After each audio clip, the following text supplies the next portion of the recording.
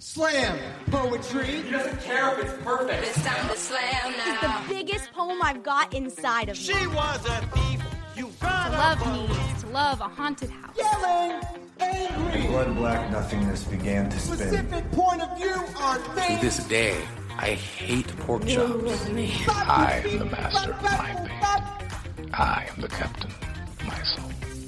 The most radical podcast since that one Chris Pine made in Don't Worry Darling.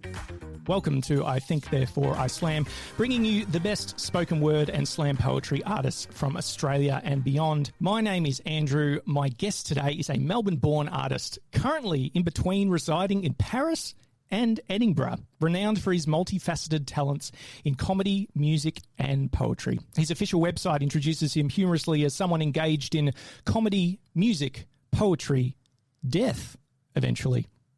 In 2023, my guest released a poetry album titled Words to Regret When I'm Better at Editing, which showcases his prowess as a poet. Notably, he achieved the distinction of being the top-ranked poet in the National Poetry Slam in Australia. He's here for the Melbourne International Comedy Festival.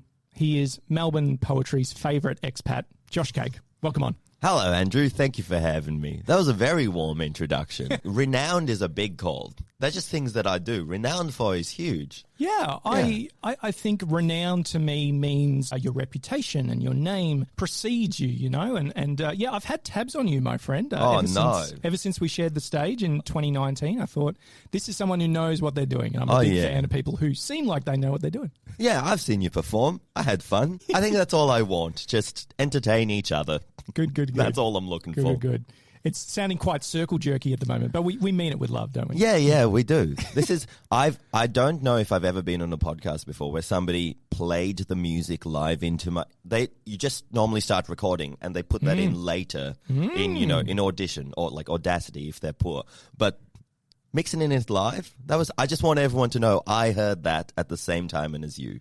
That was done organically, the old-fashioned way. Oh yeah, we got like a lot of unused little sound effect pads here, so we do it properly here. So thank you for the praise. Thank you for that. It was fun. Now you're in town for Melbourne International not Poetry Festival, the Melbourne International Comedy Festival, rather. That is correct. All comedy. No, actually, no, there's quite a lot of poems at the Comedy Festival. Yeah. But yes, the Comedy Festival, yes. Now, I believe that you're not showcasing a full show this year. You have in the past.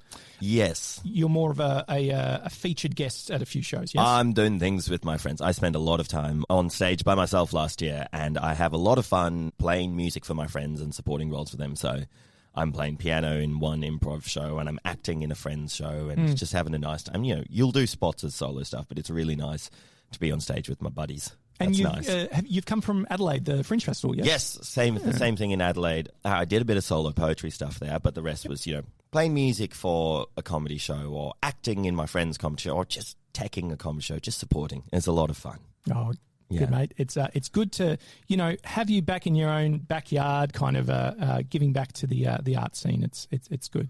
Oh, yeah, giving back. I think also taking. I was I've seen a lot of shows and had a lot of fun. I'm taking a lot. Good. Soak it up while you give back. Actually, that's an interesting. When are you giving and when are you taking? Because as an audience member, I often feel like I'm taking. I'm enjoying. I'm receiving it. Oh. But I have a very loud laugh. Yeah. So people say, "Oh, you're giving." That's interesting. I guess some people ask their audience to give a lot. Have you ever been to burlesque? Oh, a little bit, yeah. Yeah, and they're like, "You've got to whoop just every single step." It asks a lot of I think magic asks so much of the audience. Yep. Take a card, show it to everyone, not to me. I was like, the audience member's working. You're just going to take that card, move it around, and bring it back. I hate magic and magicians. Why is the that? art form and the magic. Are you kidding? Okay, magic is just gaslighting your audience. Right. It's so boring. There's no narrative. There's no story. There's no purpose. It's just lying to them. You pick a card. You say you pick the 4 of hearts. And then you put it back. All the magician does is just move it around and bring it back to you. That's so boring. Every time I know they're just going to move the card and bring it back. The machines they use where they chop themselves in half or do an illusion. Yes. They've just gone to a magic shop and they've bought a device that we haven't seen the internals of. And then that would be like if I'd never seen a toaster.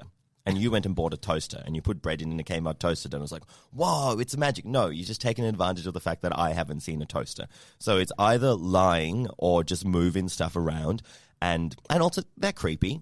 I've never met a non-creepy magician. I'm saying the art form and the people. Clown makeup. I will go on record. I hate all magic and all magicians. I don't, because even if you were to practice sleight of hand, I've got a friend called Karen. She practiced sleight of hand for years on the cello, and now she gives a beautiful gift to the world with her music rather than just moving a card round and giving it back to me. Also, they pretend they're doing something new. All they're doing is moving a card around. Like, I'm going to do something a magician. You've never seen a magician do this before. And I'm like, what? Ask for consent. I hate magic. Wow, that is a hot take. We're going to get some clackback from some magicians, maybe some illusionists, Michael. Fight me, magician. Yeah. I want to fight a magician. They demand to be taken seriously. Yeah, bring it on. Midnight by the Yarra. Let's do this.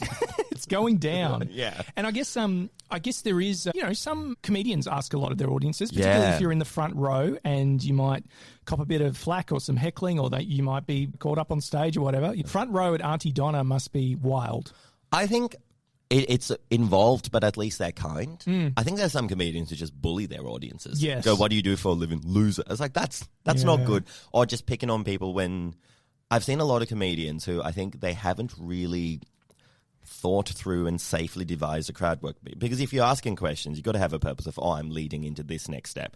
And they were really hoping people would answer in one way. And then somebody answers a different way because they're a different person. And the comedian goes, oh, you answered that wrong. I've seen a lot of irresponsible crowd work. Oh, comedians are not off the hook. I hate all magicians without exception. But some comedians get things wrong too. Yeah, I think if you've paid money for entertainment, you shouldn't be bullied. That's my take. Yeah, I don't mind it. This reminds me of going to the pop-up restaurant Karen's in Carlton when it was a thing. And look, it was a cool, novel experience. So this is the one where you go in and all the servers are horrible and they abuse you and whatever. Now, I went there with some friends before a movie and it was okay, but it was mediocre. As in, the food was mediocre. I ordered buffalo wings because I love buffalo wings. Hadn't had them in ages, so I was like, I'm getting some buffalo wings. Let's go. They brought out wings. No buffalo sauce. Now, I'm sitting there, Josh, and I'm going, is this a joke, or did they actually forget my order? I will never know. Oh. And that kind of pissed me off because I'm like, well, how far can you take this? Yeah. You know what I mean? I guess, with the Karen thing, there's almost I would want really clear guidelines for what is the consumer signed up for. Is it, we're going to, as a little joke, we don't bring the sauce. Yes. Then you ask about it and we go, meh, how dare you ask, and then we bring it in. Because, I think... It'd be interesting to bring the Australian, the ACCC, the consumer protection thing, which is like, where is the... Because I think if you paid for buffalo wings with sauce, you should get that. Yes, I agree. So did you ask? I did, and all I got was a roll of the eyes. And, it was amusing. I was like, oh, this is part of the joke. But as I sat there eating my, not as flavorful as they could have been wings, I just thought... And you're right, with guidelines, there were no guidelines, we knew the reputation, but there were no guidelines provided. And if I ran that joint, because I think play is great. Play doesn't always have to be structured, but I think it helps, especially in a commercial environment. Yes, and if you know, all right, I will get my stuff eventually, or if everyone knows, hey, ordering something with sauce means you don't get the sauce, it's fine, as long as the person knows what they're paying for. Give my order to, the wrong person on the table. That's fine. Okay, now we're good, now we're enjoying it. But, I haven't been back since then, so... Yeah. Wow, everyone's copying a spray. We've got magicians, comedians, Karens. We're no coming one's for safe. And no one is safe from the talents of Josh Cake. We're going to... Oh, you're very safe. I use those responsibly. Hey, if you don't want these, you can just stop listening to me. That's so easy. Fair enough. Everyone is very safe from whatever talent I have. Fair enough, yes. Like I said, it's an opt-in process. But we're going to hear some of your finest poetry work today. So you've got piece number 1. Some of my finest. I was just going to do some poems. Well, your poems are so fine. They're so fine. They blow my mind. So whoa, thank you. All right, I'll just do one. Okay. This is called Lonely Settler at the End of the World Remembers Snacks.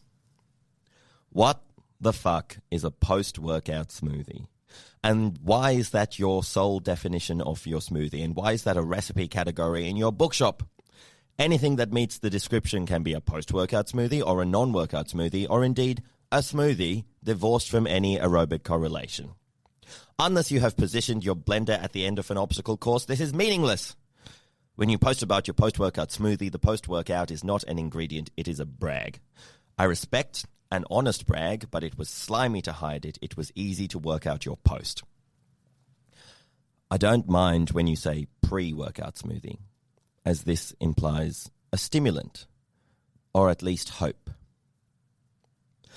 My mother asks why I will not give up anything for Lent. I regurgitate climate science, bring up all the foods that will vanish. Chocolate, coffee, corn, potatoes. Each ingredient leaves my lips coated in the bile of unforgiveness. I feast now. My Lent will come later. It's rising every year. The gap between the chocolate bar and the size that it used to be. The ratio of the pointless dry husk of a biscuit to the worthwhile creamy centre. The discrepancy between my memory of the heft of crisps in a bag and the smattering now provided. It is called shrinkflation.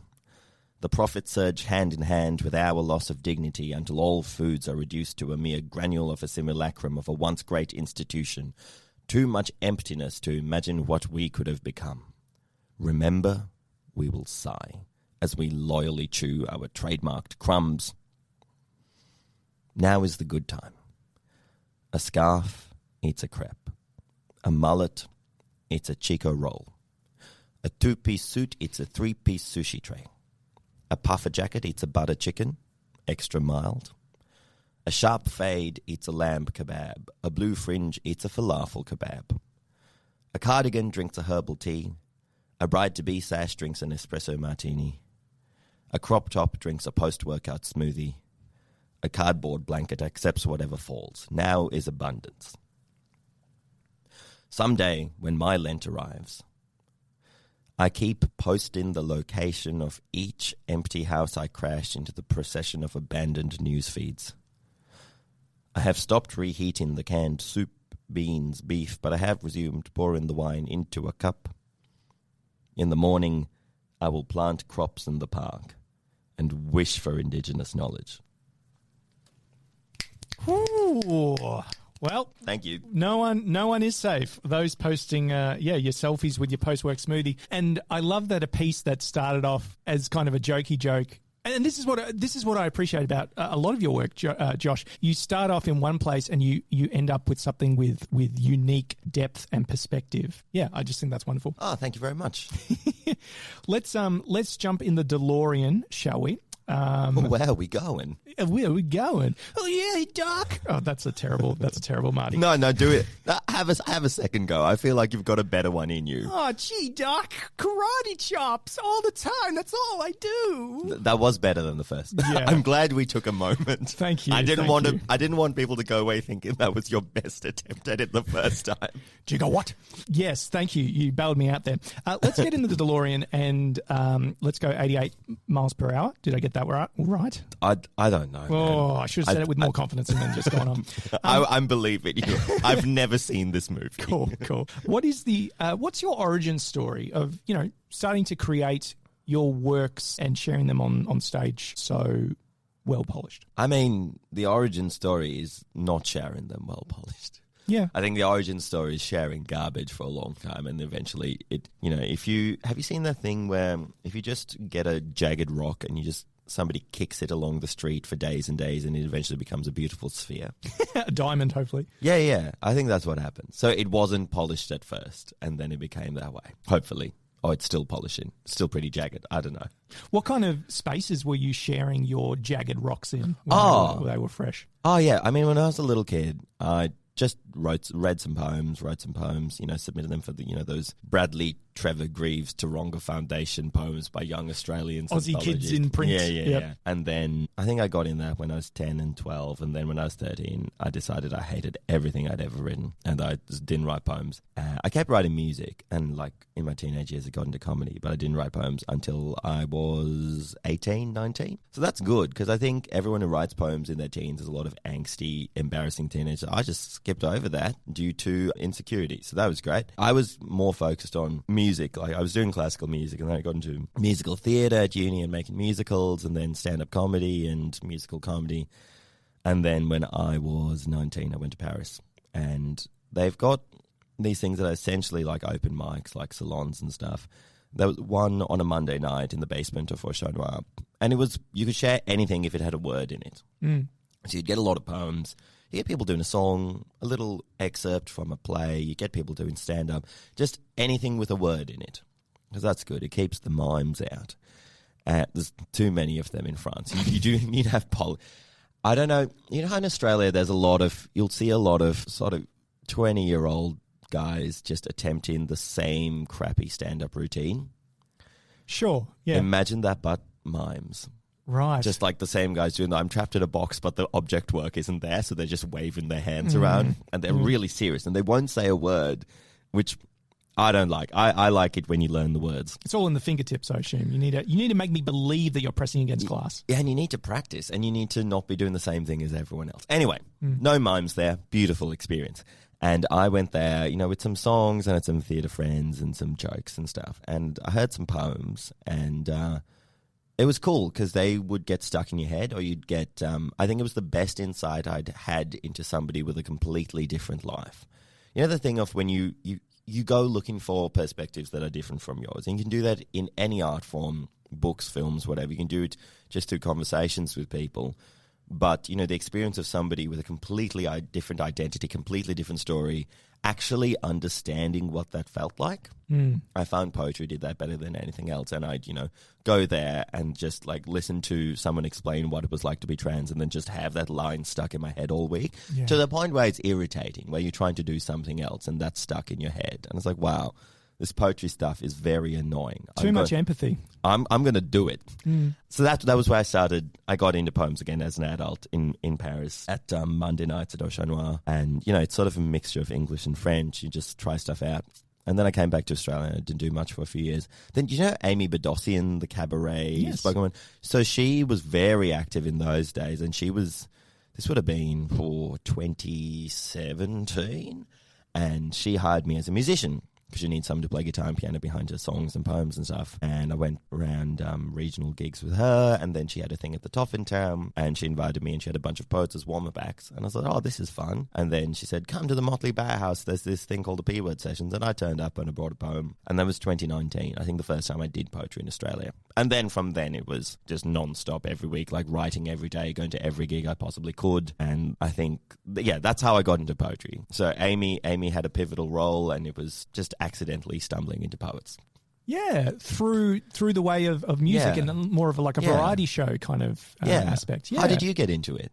How did I get into poetry? Has this already been covered on the podcast? Am I boring the listeners? What? I'm so self-indulgent that I'm happy to go through it again. Yes, it's fine. I want to hear. Yeah, I've always written. I had delusions of grandeur at 13, where I was like, I'm going to write a dystopian sci-fi novel. And I thought telling everyone about it before I even did anything was a good idea, I suppose. But no, I've always wanted to communicate and be communicated to. I want to be a satellite dish. I don't want to be a person. I want to be a person satellite dish. Oh, that's cool. And you mentioned that you didn't write poetry in your teens. I did, and it was free verse. Oh. And it was, it is buried in an archive, in a hard drive somewhere where it probably belongs. But it was actually really helpful. It was almost like a journal substitute, if you like. Yeah, it wasn't something that I was sharing with a lot of people, only with, maybe a very, very small circle of people. And then it was just the power of invitation, 10 years after I went through that stage, someone in my life, Jesse Crisan, who's been on the podcast, invited me to an open mic night in Melbourne's southeast. And most people there do spoken word. And I just kind of fell in love with it, got into Melbourne Spoken Word Prize via Wildcard, and that's when I saw you and the whole range of artists around Melbourne. I was like, what am I doing here? But it's been cool finding my own flavour and my own place and just enjoying what's happening here. Yeah. Yeah, nice. Yeah. So your work, Josh, you really are the triple threat. You got poetry, you got music, you got comedy. I'm wondering how you see these different mediums kind of interacting in your creative process, as in, what's the similarities, what's the distinctions? How do you decide whether this piece is going to be a song, a poem, a bit? Oh, yeah, that's a good comedy question. show. I mean, usually triple threat means something more useful like singer, actor, dancer. Normally it does, yes. We've co-opted it. You're just like, any 3 skills is a triple threat. Wow. Reading, writing, arithmetic. Wow. Do you know I can fry, bake, and blanch? Yes. Well, that's just one. It's interesting to me how we break down skill sets. You know, like if we broke down poetry into more skill sets, we would go, this person's a page poet, this person's a stage poet, this person understands ekphrastic work or something. Or if we lived in a world where everyone did poetry, music, and comedy, we'd have one word for it and it'd be one job. I think about that sometimes. I don't know. Or like the way we use triple threat, say in the musical theatre world, it means they do those 3 things. But you could drill down and say a singer's already doing 7 things. I don't know. That's something I thought about for years. You're like, this could just be a tweet. This could be a webcomic. This could be a joke. Sometimes you can you can explore the same idea in different things. Like you can get a piece of information, go, oh, here's how that's a song. Here's how that's a poem. Here's how that's stand-up. And I've definitely done that. I think I just look at it and go, where do I want to take this idea? Or it happens pretty organically. I'll just start writing something and go, oh, yeah, that's jokes. Oh, that's a poem. I used to overthink it a lot. And wonder where best to place things. And then I've just figured out ideas kind of don't stop coming because the world keeps happening. And if you run out of ideas, you can just open any newspaper or any book or walk down the street and say who's willing to chat to you or go to an art gallery. And then you'll figure out where to put them. So I think, I used to really worry about where is the best place for this idea until I realized you can talk about the same things in more than one place. You know, I've got like plenty of... Actually, I don't think I've written any songs. Oh, no, I have. Like, so songs about climate change or poetry about climate change or stand-up about climate change. And it gives you different angles. There's a thing in comedy where you can just say really bleak facts and people laugh. And, I think it finds its place as you're writing. And sometimes you might change tack halfway through and go, oh, this idea doesn't belong here. And I have an enormous bag of unused ideas. I think I've done a count basically at the end of every 3 months, and for about every 20 pages I write, 1 page makes it out to and that doesn't matter whether it's poetry or comedy or anything. The rest just goes, ugh. You know, and it's like, I was like, this was fairly good. I don't care about it though. Yeah, you're looking for the cream. And like, I'm not going to remember it. I think I filter with memorization. So if I can't remember it, how can I expect an audience to find this memorable if I can't even remember this? So I filter out by that, and I just let things traipse into whatever category they are. And I think the lines are pretty blurry sometimes. I mean, music is very deliberate. You got to get a guitar out or something out. But poetry and comedy, sometimes I reckon you could say stuff and defy people to, especially when people are doing very free verse. I'm like, okay, you pick the category. I don't care. Yeah. And those 3 forms, you know, comedy, music, poetry, they're all disarming in like different ways, I think. Like threats. Sure. And there's an element of timing to all of them as well. You know, there's almost a musicality to the way everyone talks and communicates. And what I find amazing about what you do is that I'm sure there's artists out there that when they're getting ideas, they might get the seed for a song, let's say. But because they don't have the training and the background and the access to that they do, those ideas may either die on the vine or they end up as poems, whereas you have, you know, seemingly umpteenth options of what you could do to explore something. I think that's, I was lucky enough to get music lessons as a kid. And, you know, it's lucky to grow up in Melbourne. You know, you can't not be exposed to comedy growing up in Melbourne. And, you know, I think we do take it for granted in Australia. We are very aware of this one particular theatrical art form in Australia because of the comedy festival and because of our culture of comedy. And a lot of countries are way less aware of it. I had a bit of good luck, privilege. Same for poetry, you know, the good fortune of poets finding me. I think, I'd feel bad for somebody who just lived in a place where they never got exposed to anything. So they've got great ideas and they don't know where to put them. And maybe they could be, you know, the world's most wonderful poet or comedian or painter. Or there's that Terry Pratchett quote. They're like, tragedy is all the people who never saw a flute, so they were mediocre carpenters. And the people who never saw a saw and a workshop, so they were mediocre flute players. Missed your calling. Yeah, people who never... You know, you think about somebody who would have been an amazing JavaScript coder, but they lived in the 1400s.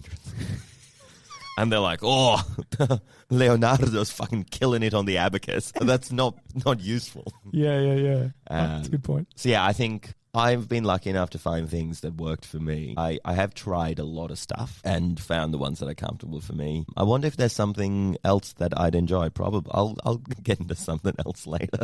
Yeah, excited I'm to see what that clinically distractible, so I will get into something. But yeah, it's been lucky to be exposed to that. And, you know, one of the things I really care about is especially getting kids exposed to so many different art forms and sports and arts and ways to move your body and express yourself with your words, with your body and everything. And hopefully they find the one that's right for them or the three or whatever.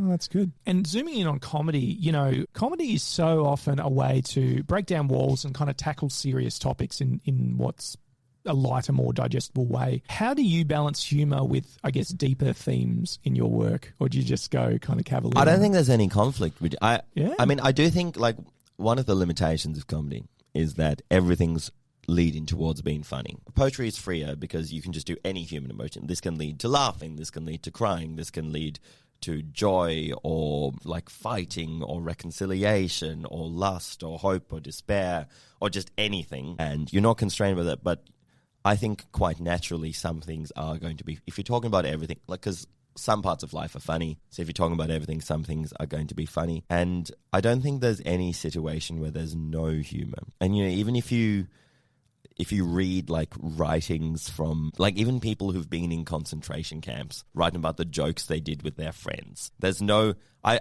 are some situations where you might go, you know what, I'm going to leave it to the person who was in this situation to make the joke. I don't think it's for me to make necessarily, but I don't think that you'll find a situation in human life where the people going through it aren't finding something to laugh at. Sort of built into how we navigate a day and how we survive. So in that sense, there's no conflict between handling a deep issue with humor. And like, there's so many examples of this. Yeah, you don't need to separate humor from life. It's in all aspects. I've never been to a funeral where somebody didn't mention something and everyone giggled.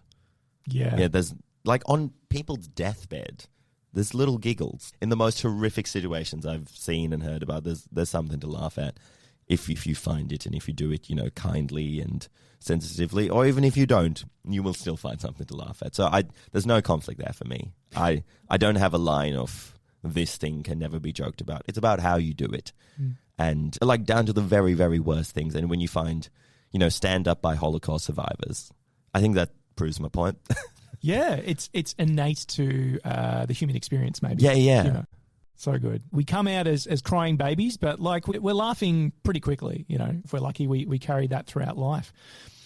I want to ask, in your work widely, do you feel like any pressure to make your work more marketable, so to speak, or do you kind of embrace more of like a niche independence? I mean, you know, you've got to pay the rent. Yes. But I think I've been lucky enough that the stuff that I want to make, some people want to see. I always like to come back to the analogy of selling food for artists. And this works for all kinds of contexts. So if it comes down to, say, workers' rights and paying people for things, I go, you wouldn't go to the bakery and say, hey, we're doing the big event. There's a lot of exposure. Give us some bread. You'd be like, no, let's work out something. Let's pay for this. And at the same time, if you're running the bakery, you've got to make bread that people want to eat. And there are, you know, when people go, you got to support the arts. And I'm like, I get it, but also do you have all of them? Because if my cool idea as a baker is that I make dough and then I put it in the oven for 20 seconds and bring it out and it's really wobbly and raw, and then nobody wants to buy tickets to that. That's on me. I can't get mad at the public for bringing them my avant-garde idea that was frankly inedible and then say, oh, you should have supported the arts. Why didn't you support the arts? Look at my half-baked wobbling pile of dough. Don't you want my half-baked dough? You're bad people for not wanting my terrible, unpalatable product. So I think there is a line there. You have to make something. You have to make bread that people want to eat. Having said that, the best bakery isn't going to be the one that's just churning out boring bread that people want to eat. The bakeries that get long queues around the block are the ones doing something a bit different. It is within the realm of this bread is safe to eat. I think that's a huge thing. It's like, I'm not going to feel in danger eating this bread. It's yummy. I'm going to have a good experience as the consumer buying this bread. But also, nobody else is doing this technique or this particular... They're not putting herbs in the knots. I don't know. I'm thinking of this one bakery in North Melbourne with really good garlic bread knots. And they're doing something different that you can't get at any other bakery in Australia, to my knowledge. When we're talking about marketable, I do like to think of that bakery thing. Is is this bread that people want to eat? But then also, what's fun for me? How do I want to make my bread different? And I think there is a Venn diagram there. You have to be intelligent about this idea is really, really fun for me. It's actually, I think it's funny to throw the bread at the wall and have it crumble into a million pieces and serve that. But I also understand maybe people don't want to eat that broken, dirty piece of bread. And then there is bread that wouldn't be me, that would be just a generic supermarket loaf that people would buy, and I don't want to do that.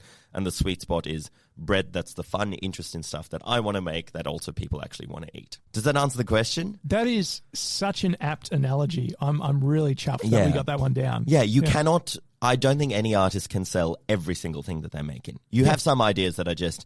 And like that's the fun of being with other artists. You know, every night at comedy festival, afterwards in the artist bar, we're doing jokes that they're only funny if you're also a comedian who's seen maybe like 600 shows and has all the context for this level of subversion. It would be a deranged thing to say on stage and no one would enjoy it. So we share that with our other bakers. We're like, you know, this kooky, crazy idea I've had. Have a listen to this, and that's fun for us, and that's why we share our most experimental things, I think, are with each other in private conversations. And then what we bring to the public is that overlap of what I want to do and what you want to eat. But yeah, I don't feel the pressure to be marketable because I do have fun playing with the ideas that I'm not going to sell because they're not really food safe, to put it that way. And then luckily doing what I like to do, there's some people who like that. And I do think, yeah, there's a lot, this is risky advice because I think a lot of artists will sometimes make the error of being too self-indulgent, myself included. We've all done that. But in every great work, there's got to be some sense of this was like a little bit self-indulgent. Like this was fun for the artist to make. I want the baker to have fun with something, and that's the loaf that I want to get. So yeah, there's no pressure. You just be smart about it. Make bread that people want to eat.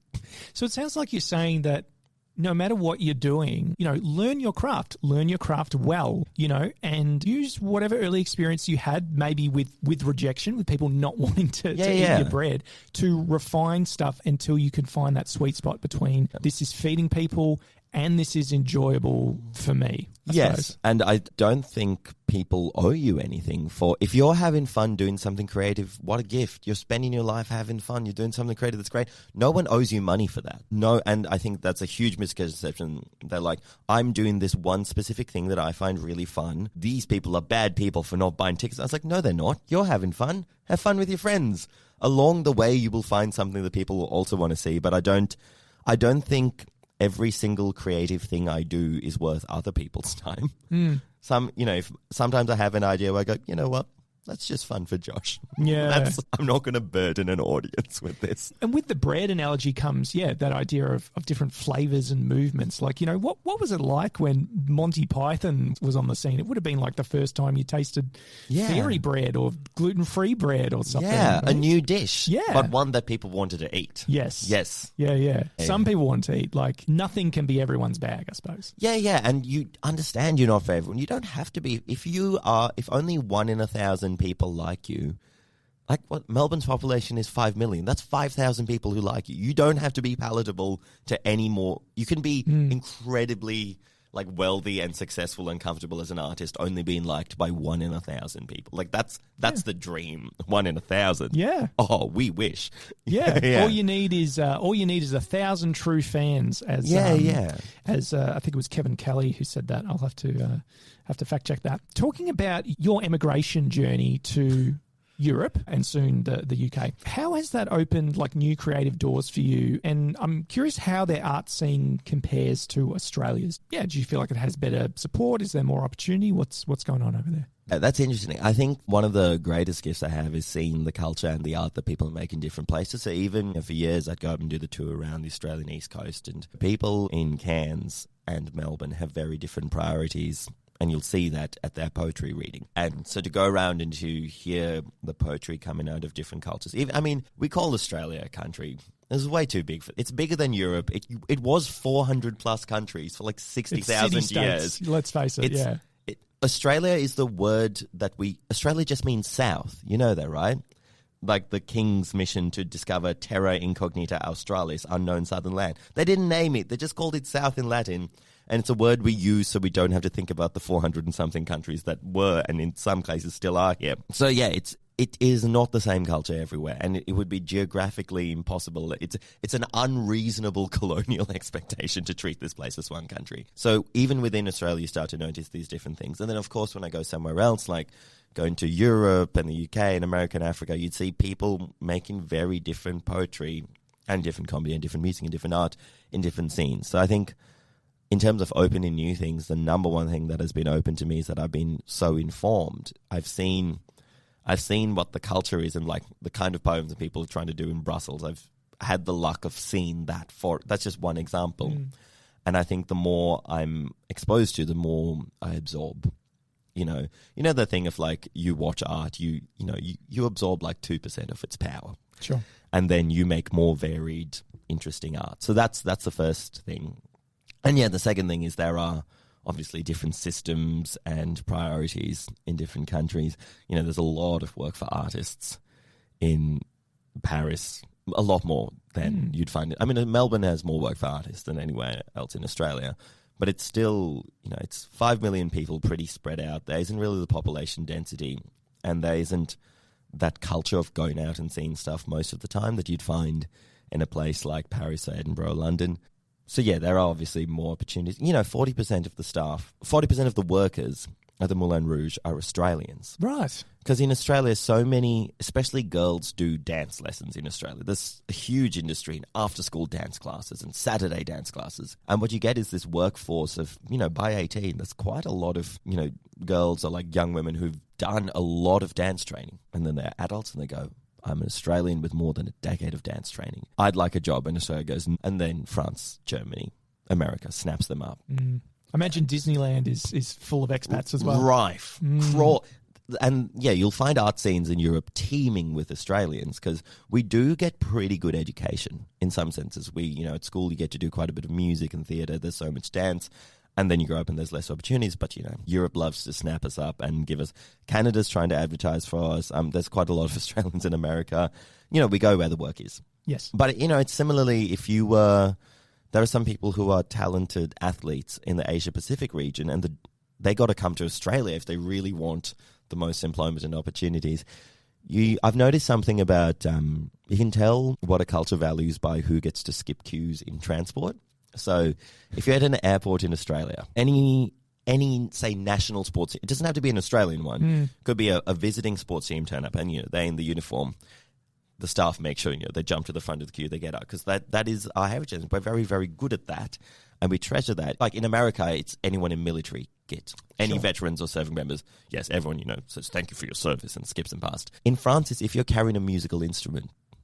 Wow. I was just carrying a guitar and they'd be like, yep, like carrying your stuff, putting it on the bus, the train, the everything. You go to the train to go to England and there's the long queue and they see the guitar and like somebody else with a violin and they pick us too. And we just, there's that separate queue for first class and go, yep, you skip everyone, we take care of our musicians. Yeah, France is an example of you skip the queues if you're carrying an instrument and you're looked after really well. Even if you're foreign, just like Australia will look after a foreign athlete because they're like, this is our heritage, this is what we're good at, we look after you. It's almost like the Amex black card of, of the arts. Yeah. Of like a profession that gets you looked after and cherished. Yeah, there are very different... I mean, Australia does have some enormous festivals. So Edinburgh Fringe Festival is the largest arts festival in the world and also in the history of the world. But then the second biggest is Adelaide. Melbourne Comedy Festival is huge. Perth Fringe is rapidly growing and may be the fourth largest festival in the world soon. So we do have this circuit of very big festivals from January to April. And, there are foreign artists who do come for that circuit. But for the rest of the year, there's a lot more going on in a city like Paris or London. But, that's not all of Europe. If you go somewhere like Milan, there's less happening. Wow, yeah, fascinating. What a great little lesson in culture there. That's great. That's great. I think we're ready for piece number 2, Josh. Oh, piece number 2. Yeah. Oh, I wonder, would this be... What have we been talking about? We've been talking about music. We've been talking about comedy. We've been talking about travel. We've been talking about Australia. What other themes have come up for you? Are you trying to improvise a piece right now? No. I'm trying to pick from something that I wouldn't waste your listeners' time with making up stuff. Could you? I will, but just out of what I have. Do you have anything about making bread? You know what? I got some stuff about soup. Oh, yeah. Let's do it. What fraction are you? What fraction black? What fraction white? What fraction foreign? What fraction belonging? What fraction of you is you? What are you? School teacher said that I am mixed, so could I please list my fractions? Stand at the front, name every land in my blood. My fractions would be helpful for the lesson, she was quite sure. So when I answered her, she wrote my ancestors inside cartoon pizza slices on the whiteboard. Teacher said that I was a great example of fractions, and I learnt that I am a great example when I am broken apart. So I learnt my fractions by heart, learned to serve myself in halves, in quarters, in eighths, in whatever suits your taste. Everyone likes pizza, right? For years, my opener was, I am descended from slaves and slave traders, so I make myself work hard. The crowd always laughed, so I continued to pit myself against myself, wrote essays on reconciling identities, shredded my tongue so badly I never tasted my lungs. My lungs are always together. My lungs hold all of me with every breath that only splinters at my tongue. My exhale is whole until I speak myself into fractions. 1 year I date a New York socialite whose friends are rich and woke and white, and rich woke white delighted that I am so diverse. They ask me for my fractions, and I am well rehearsed, and afterwards they are so hasty to demonstrate that they are not racist that they all talk about how much they love Obama. They say they are jealous of my skin. One says it looks like semi-sweet chocolate, another says dark chocolate. They debate about me, without me, 40%, 60%. No one can agree on my cacao fraction. And I swear I have a strong sense of self, but the next day at the shop I stare a long time at the map above the chocolate shelf. Maps are just neat lies. And I have learned you can go to the place they call border, walk with 1 foot on each side, it does not hurt. I am tired of being pizza. I will be soup. No soup is half carrot, half potato. A carrot and potato soup is all carrot, all potato. I am taking the pizza knife off the table. Today, I hold myself with a ladle. Ooh. Josh, my jaw dropped at several points during that poem, but especially with the story at the start. Again, I love where you start with a piece and where it ends up going. It's fascinating. I'm assuming true story. Oh, yeah. On the Everything's board of your cultural background. I'm deeply unimaginative. Okay, I've been thinking, Myers-Briggs? Yes. And they're like, oh, are you extrovert or introvert? Where are you on the spectrum from feeling sense in? I've been trying to do this for artists. So one of them is what I'm calling, reflectors versus imaginers. So if you're drawing a spectrum between some people are just almost journalistic, just describing the world, observing the world, talking about what's real. And on the other end is people who make up like fantasy universes that, and obviously there's a spectrum between that. Some fantasy universes are just an allegory for the world and they're actually quite observational. Some of them are inventing new ideas and concepts and senses. And on that, I'm 100% reflector. I'm not imagining or making up anything. I'm just describing and reflecting back. So yeah, it is true because I admire fantasy authors, but all I know is like a very journalistic, like observational approach to the world. Yeah, it is. It's true. Also, I didn't clock it as such a big deal. I was in primary school, we're doing fractions. I'm like, oh yeah, yep. I'm this 1/8 this, I'm all of this. And then as I grew up, I was like, this method of perceiving myself is not serving me. So I will, and you are all the things you are. Yeah. You're not like, people aren't like half Italian, half Australian. They're just like Italian and they're Australian or whatever it is. I mean, and so many things happen, at that age or whatever, where, it's just not a big deal. Whereas I look back on my grade 3 teacher playing this like fun game where, the whole class was involved in it where, she'd like close her eyes and have 3 random students. Oh, God, this is going to sound awful. Give her like a little shoulder massage and she had to guess who they were. No. I know. And I never at the time it's like, whatever. It's only way later where you're like, oh, that's so much worse than my one. Yeah, I didn't expect that to come up today. I think that's, that's part of, everyone's got at least one real messed up story about teachers in primary school. Yeah. Yeah. Yeah, we've come a long way. We're learning a lot. We're learning a lot. Yeah. I want you to take us behind the scenes, Josh, of your award-winning cabaret show, Gender is a Scam and I Am Winning. Oh, yeah. What does it take, like, to put together a solo show that is musically sound, funny, and provocative? Again, triple threat. Oh, just practice the things, practice your music, do your drills every day for decades. Lots of workshopping, yeah. Yeah, but just sit down with the instrument and practice it. So then when you want to apply it to comedy, you're not spending all your attention focused on that. Because you can imagine, say there's an instrument that you and I don't know how to play. Let's say somebody put a trombone in our hands and asked us to also learn some choreography that we don't know. And then also, are you any good on a pogo stick? I wouldn't know. Yeah, me neither. Yeah. I've never tried it. And you have to try all of these things. I think we would maybe not be that successful because each one of them is taking up a lot of our attention, a lot of our, frontal cortex is occupied.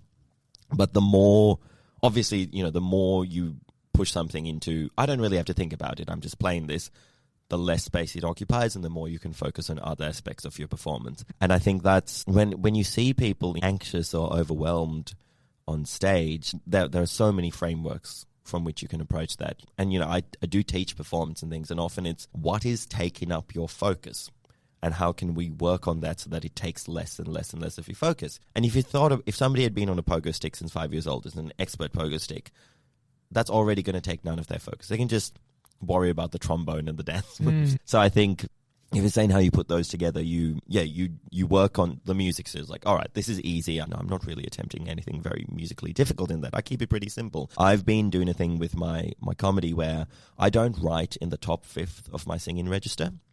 I was like, those high notes, what if I get a cold? What if I'm tired? What if I wanted to party pretty hard at festival? Either way, I don't think anyone's come into my comedy show about socio-political analysis, but wow, I really love how Josh hits a high G. I don't think anyone wants that. Yeah, it seemed for a Tim Minchin, as much talent as he has, you're not going there for trills and stuff like that. Whereas if I were an opera singer, I'd be like, you know what, maybe cool it on the jokes and the lyrics and focus on those high notes. Yeah. It's what is your public come to see? What is the purpose of the purpose of this is not to hit high notes. So that's a way to simplify it, to take the pressure off, to take the focus off, just to take the stress off. Every day I could have the most wrecked voice I've ever had in my life and still go out and do that show because does not enter a difficult range for me. It's in a very comfy singing range. So that's one way to take the pressure off and take the focus off. So I guess when you ask how do you do all those things together, you set them up so that each component is well within your capacities. And obviously that's going to be different for different people. So for someone who's quite advanced as an instrumentalist, they can probably do things that other people would see as quite tricky, but it's easy for them. Whereas if they're very, very basic on the instrument, I'd recommend keep that so simple. Focus on something else. So for me, it's yes, you've practiced your music, that's chill. You've practiced your comedy, that's chill. You're focusing on the energy or the audience or something, but practice until these various components are taking up less and less and less of your focus so that your mind is free to be present and have fun. That must have been how the Axis of Awesome built their 4-chord song or whatever. Maybe. That's the joke, the simplicity of it all, and the fact that, you lay the foundation, you make it as easy as you can to then build on it. Yeah, I think you often see, when you see somebody attempting something on stage and it's ambitious and they're reaching for it and they don't quite hit it, that can be very entertaining. But I think often what I try to do is, it's a thing of, imagine somebody's got to run, say, 100 meters because they're a soccer player and they do 130-meter sprints so that on the day, they're never really pushing themselves to that capacity. Mm-hmm. And I think that's something I do take a lot of learning from sports in the arts, and it's like practice beyond what you have to deliver on stage so that when you get there, it's like, oh, I'm cruising. I'm never getting into my 10 out of 10 gear. I'm operating at these skills at about a 7 out of 10 difficulty for me so that I've got breathing space to have fun and be present and, really enjoy it. Does that mean behind closed doors during rehearsal you are up in your high register? I absolutely practice. I can... I can play much more difficult piano than what is in that show because why would I? Yeah. What's the point? Or... Yeah, again, the audience, what is the bread they're coming to eat? Yeah. I think they're coming for jokes. Hope. I really hope they're there for joke. Yeah, I do think of that as comedy first, and then it is a comedy show, and then music supports that. Yeah. It's not a music show with occasional jokes. I think It's not Michael Bublé. call me old-fashioned. I think musical comedians should write jokes, and only some of them do. Yeah. Spot on. A little bit of a hypothetical for you here, Josh. If you had unlimited resources and no constraints, I'm terrible at hypotheticals, by the way, actually answering them. But if you had unlimited resources and no constraints, what kind of creative project would you create, do you reckon? I do a lot of commissioning. I reckon, I mean, we can go, what's a niche? Okay, there was this team of video game designers, I forget the name of the studio, and they made this game called The Saboteur, and it's beautiful. Pandemic. Yeah, Pandemic, Rest in peace. Yeah. So it's set in occupied Paris, and it's all black and white, and you're just this fool of an Irish mechanic who thinks he's so cool, and he gets tangled up with the French resistance and gradually ends up falling into their cause, and as parts of Paris get liberated from the Nazis, they bloom into color, and it's so beautiful, and it's a pretty accurate map of Paris, and just by regions, like you can go around and find different regions, it does correspond. I have like gone to Paris, reinstalled it and played it, and so much fun. And he thinks he's a cool ladies man, and, without spoiling, he learns over the course of the game that the women that he thinks are into him actually just using him, and they're in charge of the resistance, and he's a fool. And it's so beautiful and fun, and, it's good to, run around and kill Nazis. It's a real fun game. And then Electronic Arts swallowed them up. Capitalism ended that studio and just swallowed them up into their thing, and a lot of people lost their jobs. I would love to bring back whatever team made The Saboteur, give them so much money that they're like, you know what, we can have a game studio again, and I'd give them years and good wages and just see what they make next. But I'd probably want another I'd want the sequel. I'd want more French resistance stuff, going through the rest of the country. That's one thing I would do. I reckon I would commission a lot of friends to make things. Something I've thought about is kind of mean commissions. Like What? Okay, so comedian Grace Jarvis, she loves the bus. I think she's written an article. It might have been The Age of the Guardian. Got to write an article about how much she loves the bus. I don't like the bus. How much money would I have to offer Grace to be like, hey, I'm going to pay you this much. You got to write an article about how bad the bus is, how rubbish the bus is, how much you hate the bus. There's got to be a point at which that's worth it for her. Yeah. So yeah, nefarious, silly commissions. I think, I would like to just make some artists work together. I'd love to go, Elf Lyons. She's a fantastic clown from the UK. She's here at the moment with a show called Horses. It's incredible. I've never seen anybody do. She's got these single word shows like Swan and Raven and Horses, and she's phenomenal in the way she takes an animal and turns it into funny clown for an hour. She's brilliant. I would love to see her work with a massive orchestra. If I could just, pay the orchestra an alpha and be like, yeah, you got to develop a clown show with this. That would be fun to me. I'd love to get my buddy Blake Everett and get him to work with a game design company, because, he makes very funny jokes. I'd like to see the bits he made played out in sort of an interactive game. I just have lots of ideas of people. I'd like to send my friends off on a wild goose chase with a huge budget, and specifically, I want you to work with this music, or I want you to work with this studio, and see where I end up. That is an extraordinary, generous answer, Josh, and I guess it's not generous. It's for my entertainment. Right? Yeah. I'm saying this selfishly. Fair enough. Yeah, you are.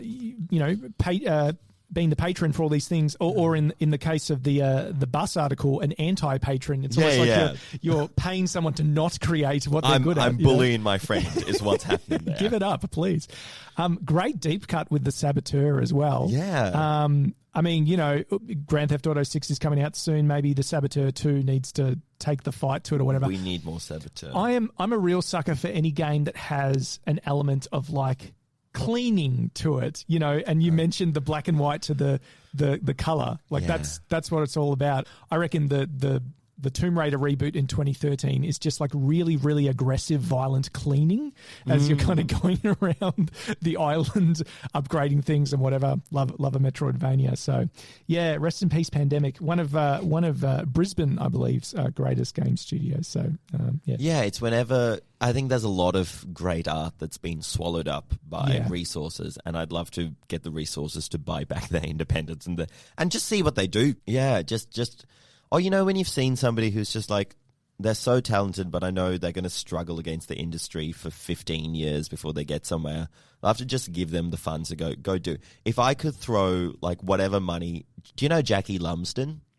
All right. You're name dropping a lot. It's not name drop. Like, no, it's good. Most people will have no idea who I'm talking about. Like, Jackie Lumsden is a Melbourne indie musician. I reckon she's making some of the best pop music in the world. If we just throw money at her for a massive studio album, I would just get the benefits. So it's about my entertainment. Yes. Yes. Well, we said no constraints. Yes. So Do you know what you'd spend it on? Pull whatever strings. Like I said, I'm terrible at hypotheticals. Okay. So I don't know, but I think if I really thought about it, it would also be along those lines. There would definitely be something for me and something that I want to have a crack at. But there would be people who I respect so much who are just in obscurity, and the injustice of it all is annoying me, and that I want to change that through promotion, through the resources, the big studio, the collaboration, whatever it is. Yeah, you've inspired me on that one. It's good. Yeah. And also, like, I'd get an ice sculpture of Garfield. Yeah, 100%. Yeah. Just something really, really vain or superfluous. Yeah. No regrets tattoo. Over the front. I'm interested in what's next for you, Josh, in this kind of next stage. You're on the road for a lot of the year. Yes. The last time I spent 12 weeks in one city was March to May in Melbourne 2023. And since then there's been 9 other countries. I think I am going to move to Edinburgh and settle there and be based there. I went there last year and I loved it so much. I really love Scotland, love the culture, the food. Something that was interesting for me is like going up from London to Edinburgh. I've never seen this vibe shift before in my life, where going up from England to Scotland, it gets a lot whiter demographics-wise, but much less racist. Wow. Yeah. Scots they're really great. And just going in and, you do poetry, you do comedy, just like stand up with a crowd.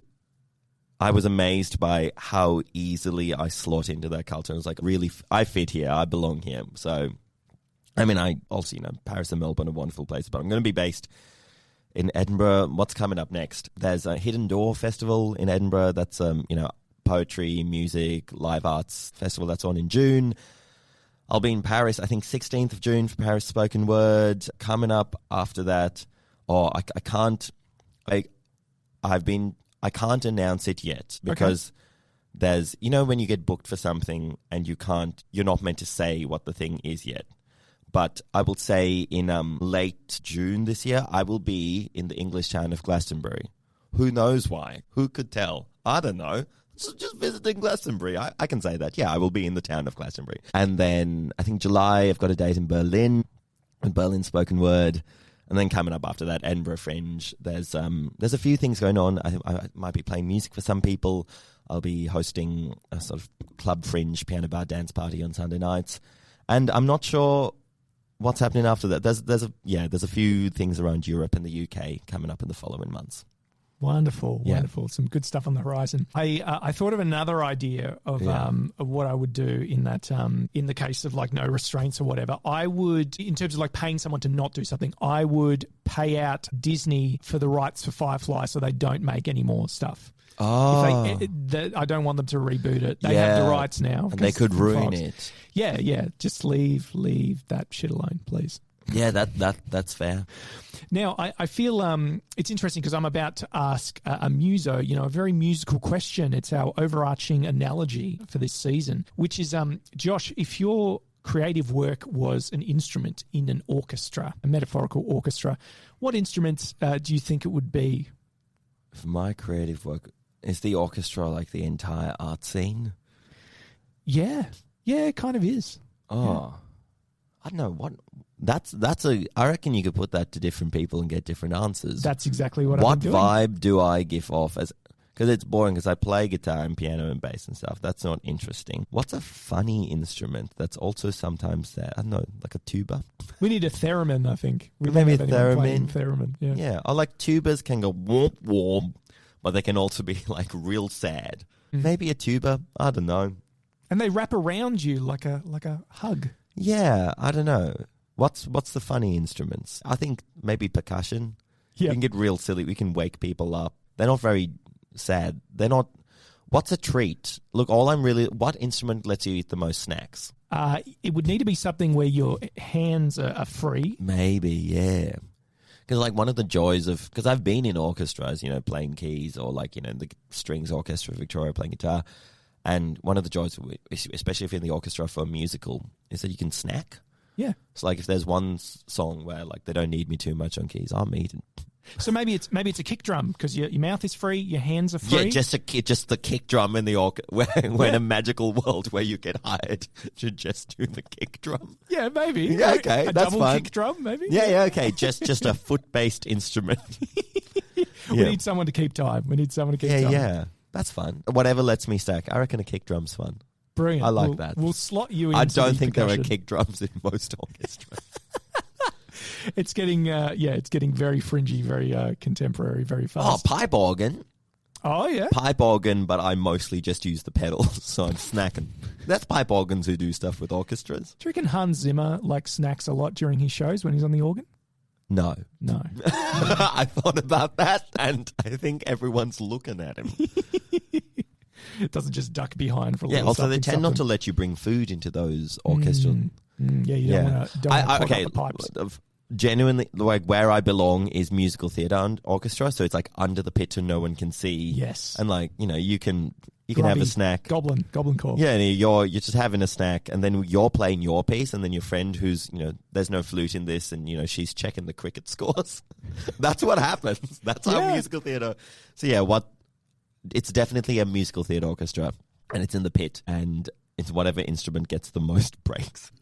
There you go. Yeah. There you go. Maybe triangle or something. Yeah. So they're not a drum because they don't get breaks. Yeah. If there's a drum, they're in every single song. Yeah, that Achilles is just getting the work out. Yeah. It's pretty non-stop. I wouldn't want to be them. Good stuff. Bad for their ears, bad for their joints.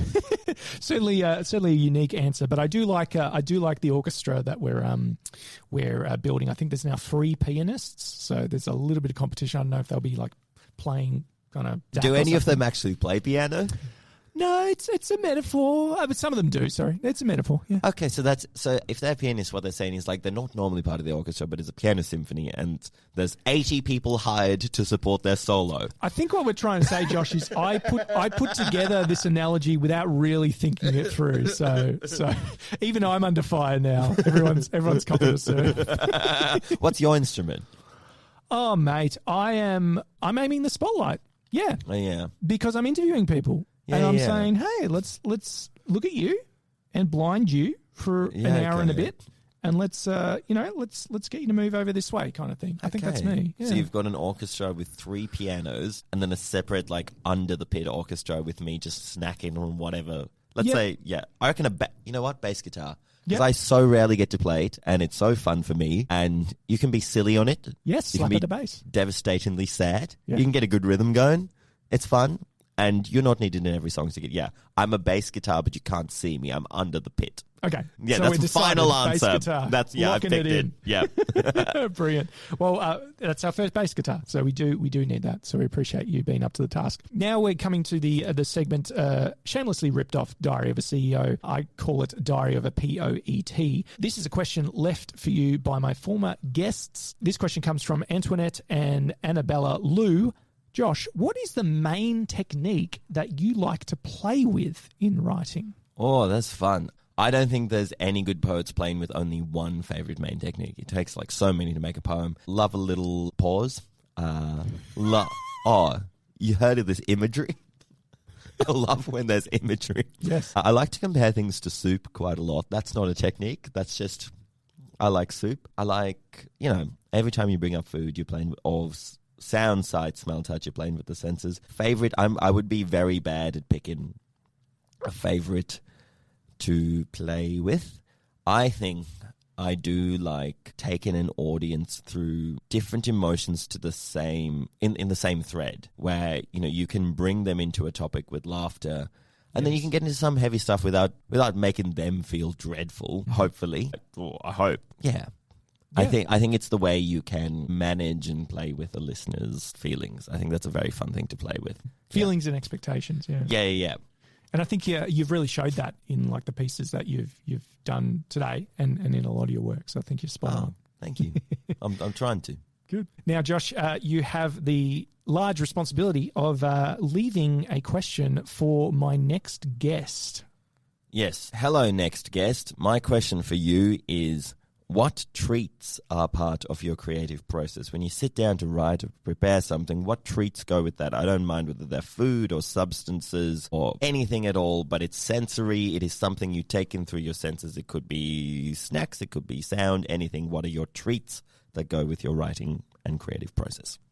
Brilliant. Oh, now I'm feeling hungry. Because, everyone's got, I think everyone's got something different. You know, do you go for the crunch of a grain wave? You know, do you go for the soft, pliable, do you go for hummus? Yeah, do you go for the soft, pliable skin of a jelly baby? Yeah, the treats going into this podcast, I just want people to know, like, on the table are these hummus-flavored crackers that are then being dipped into more hummus. Wait, what? Is that true? Yeah, look at the side. It says hummus to go protein. Okay. Yeah. Okay. Let's run with it because that's the funnier idea. Did I get that wrong? I read hummus, high protein hummus to go. So apparently it's high protein hummus with kind of garden variety crackers. Is that a description of the whole box? I'm so wrong. Sorry. It is crackers with hummus. That is the treats for you in this podcast. Yeah. I had a little hedgehog slice and many espressos before I came here. Should I be taking a picture of this and saying this is my post-workout hummus, considering it is such high protein? No. You should just enjoy a snack. Yeah. I mean, I reckon you can just be like, hey, I think I did something cool, but like sneaking it into something else is so annoying to me. For sure. Josh Cake, this has been amazing. If people want to know more about you, follow your work in all the spheres that we've discussed today and all your adventures around the world, where's the best place for them to head? They should head to a doctor and get their head checked. No. You can find me on Instagram. Look, I'm at Josh Cake Music, but there's like poetry and music and comedy and whatever random stuff I put up there. That's a good spot. Or I've got my website, joshcake.com. But yeah, Instagram's where I'm actually active. And as I know full well, if you play your cards right on the website, you might just end up with a cool exclusive shirt. So go take a look and poke around. There's some silly stuff there. There's a void. Keep it. I know you said you wanted to take it down, but keep it. Okay. Josh, you've got one more piece for us before we wrap up. Oh yeah. How long have we got? How am I doing for time? Imagine you had one day left to live. Imagine. Would you pray? Would you forgive? Would you tell everyone how you feel sober, run around until you keel over, cook a final meal, overthink because death was real? Or would you carry on as normal? Imagine you had 1 week left to live. Would you quit that grind that you hate, issue writs to divide your estate, wish your wits on a wide contemplating of pits that your mind can't escape? Or would you sit with a kind, honest mate, chew the grit and the rind of your fate? Or would you carry on as normal? Imagine you had 1 year... No. Imagine the permanent Arctic frost is melting into the sea. How am I doing for time? 7 years? Okay, so I'm dying. 200 species vanish every day. So hot the cows won't touch their hay. Hear the scientist, hear the grazier, hear Iceland, who wrote a plaque to mourn Ok, their first lost glacier. And more will follow, but what's crazier is that we all know it's all for profit. We march to our deaths so that someone can make money off it, line their coffers with our stolen breaths. Make me an offer. How am I doing for time? We all know that you and I are being killed on burnt ground for a couple of dollar bills and ill-earned pounds, that koalas just got listed as endangered because the states sold their trees to the first scrub who'd pay them, that when the Prime Minister of Australia meets the Prime Minister of Tonga, looks a weeping leader in the eye and says, your islands will have to go underwater because I can't let my coal industry die. So lead your people to the slaughter. We will burn for money and we will drown for money. And some of us already have. How am I doing for time? Imagine you had 7 years left to live. Would your day-to-day seem strange? What would you change? If you knew, and we do, that a powerful few would end your world for profit and it would take all of us working together to block it, would you fight for your life to stop it? Or would you carry on as normal? My psych says it's normal to feel distressed and to fight for my future with every ounce, but she also says that I need to rest and water my roots between the bouts. So I'm trying to savor everything. Every last bite of fruit, every hand, every tune, not a glance too minute, every word shared with you, but despite all this beauty, that question drills through. How am I doing for time? Wow, definitely some great stuff to chew on there, Josh. Now, wherever you are in the world, if you see a show that Josh is headlining, you need to get there to see the best stuff. That's all I can say. Josh Cake, it's been an absolute privilege having you on the show. Thank you so much for thinking with us and slamming with us. Thank you very much. It was so fun. You're a very fun host. You're very expressive. If you ever get on this podcast, this guy's face when you're reading a poem, it's a whole audience. It's so good. I throw hands, but I'm not fighting. They're just out there. Very expressive. Thank you very much.